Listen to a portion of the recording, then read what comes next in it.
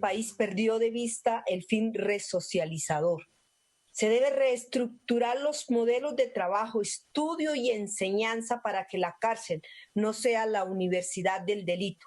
Y esto requiere un revolcón, porque la tarea no es aumentar cupos, sino mejorar las condiciones para que los ciudadanos que infrinjan la ley paguen sus condenas dentro del marco del Estado de Derecho. Y digo esto por lo delicado que está en este momento el sistema carcelario.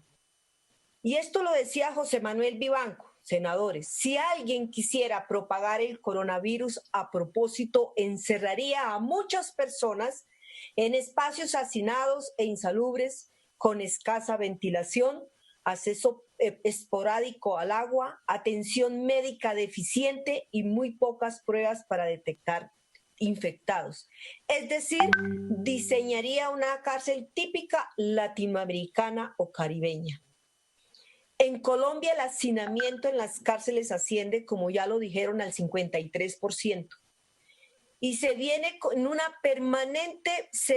en una permanente vulneración de derechos fundamentales que la Corte Constitucional ha declarado estado de cosas inconstitucional. Desde que el COVID-19 fue catalogado como pandemia, personas privadas de la libertad en diferentes cárceles del país, así como sus familiares, han realizado manifestaciones contra la negligencia gubernamental para evitar la expansión de esta enfermedad al interior de los centros. A esto se ha sumado las denuncias sobre el maltrato de los guardianes a los internos. De los 138 centros penitenciarios del país, 129 presentan hacinamiento. Las ciudades con mayor cifra son Santa Marta, Magangué, Valledupar, Cali y Bogotá. Hoy tenemos 114.000 personas privadas de la libertad y el cupo es escasamente para 80.000. O sea que se pueden ustedes imaginar el sobrecupo de personas que hay en el sistema, en las cárceles de nuestro país. Las medidas anunciadas por las autoridades no han disminuido el hacinamiento ni han garantizado la protección a los internos ni a los funcionarios. Al día de ayer, martes 26 de mayo, se reportaban, como ya lo han dicho, 1.063 casos, 18 recuperados, 4 muertos. En Leticia, de 142 de los 178 presos están contagiados con el coronavirus.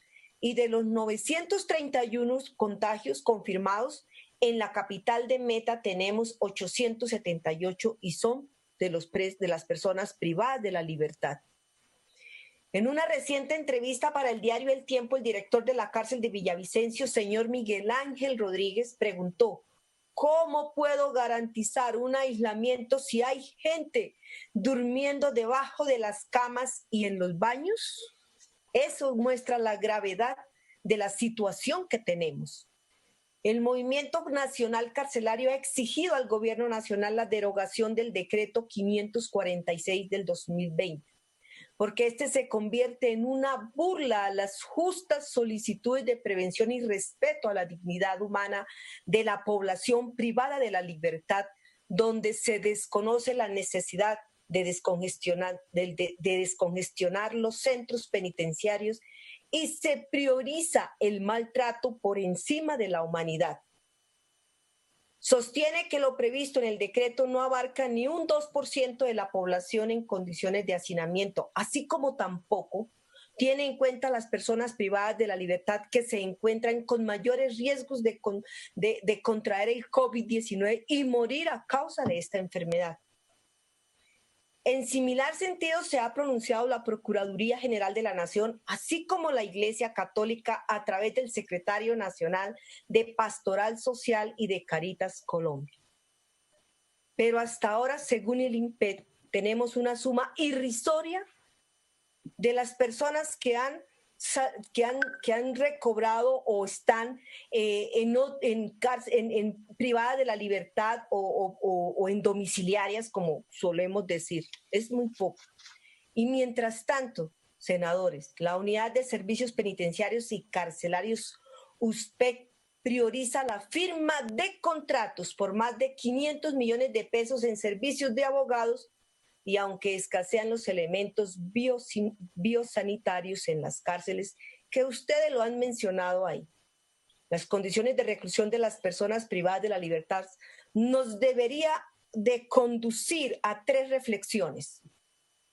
La primera, el derecho penal en Colombia no está cumpliendo ninguno de los fines de la pena. Segundo, la política criminal actual está planteada bajo el instinto de venganza. La tercera, nos revela que ningún esfuerzo administrativo o judicial es suficiente para superar el actual estado de las cosas inconstitucional, no solo de las más de las 120,000 personas privadas de su libertad, sino también del personal del INPEC. Los problemas estructurales requieren soluciones estructurales, senadores y senadoras, y a los señores del gobierno también. A corto plazo no existe más alternativa que la excarcelación masiva, pero razonable, de gran parte de las personas privadas de la libertad. Sean condenadas o sindicadas, la opción más clara es reducir la prisión preventiva, liberando a quienes estén a la espera de un juicio por delitos no violentos, así como los condenados por esos delitos que están próximos a cumplir su pena o por los delitos de pobreza que ustedes han hecho referencia. Y mientras siga la actual emergencia, las autoridades deben de considerar la liberación de reclusos con mayor riesgo de sufrir complicaciones.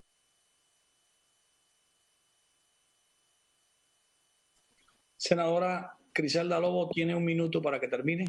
Gracias, señor presidente. Y por último, señor presidente y senadores, por último insistimos al gobierno nacional, a usted, señora ministra, a retomar la figura de gestores de paz del acuerdo de paz que dispuso en el decreto 1175 del 2016 que se posibilite un escenario de excarcelamiento administrativo de los firmantes de la paz.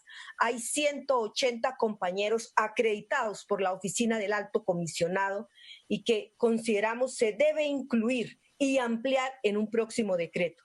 Gracias, señor presidente.